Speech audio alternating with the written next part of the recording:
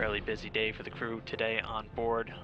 Many of them doing a lot of biological experiment work, especially right out of bed this morning. Starting off with Commander Chris Hadfield, who was taking some blood sample collections for the ongoing NASA vascular study, which is looking to determine the impact of long-duration spaceflight on the blood vessels of astronauts. Hadfield will also be conducting a conference with search and rescue specialists down here on the ground and doing some departure prep for his upcoming landing as he prepares to depart from the International Space Station alongside with Roman Romanenko and Tom Marshburn.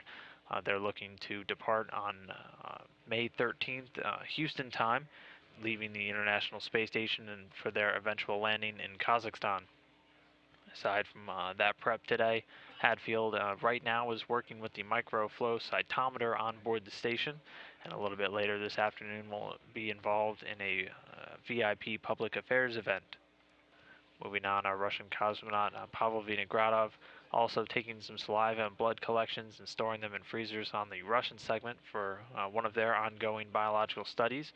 He'll also be on the hook to downlink some of the video from the docking of the 51 Progress vehicle that occurred just back on Friday.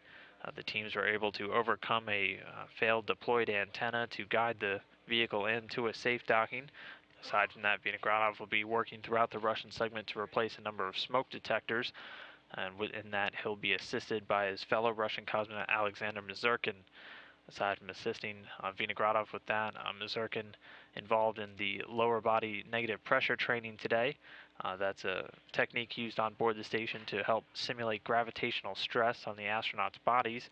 It can be used to increase the heart rate and blood pressure for these astronauts during their long-duration space flights.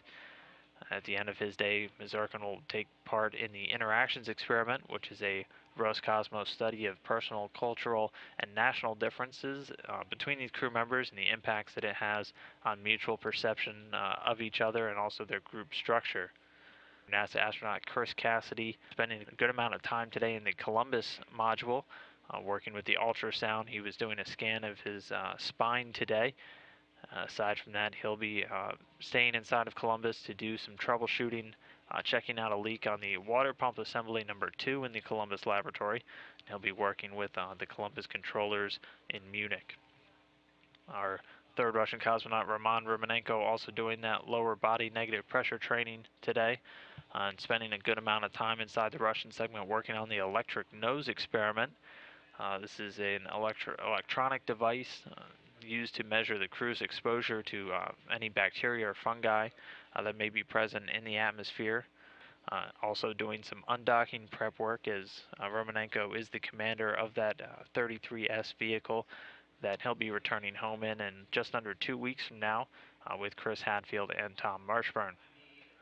NASA astronaut Tom Marshburn also working with that ultrasound on board the International Space Station quite a bit today. He was on the hook to do a scan of the carotid artery, also his bladder and his hand, and then getting a crew choice option. So he'll be working hand in hand with a team of biomedical scientists down here on the ground as he does that. These astronauts able to conduct diagnosable imaging ultrasounds with very little training using the devices on board. So aside from that, Marshburn also doing some departure prep as he prepares to return home as well. The other major activity taking place throughout this week on board the station will be involving the robotic arm in the external portion of the station.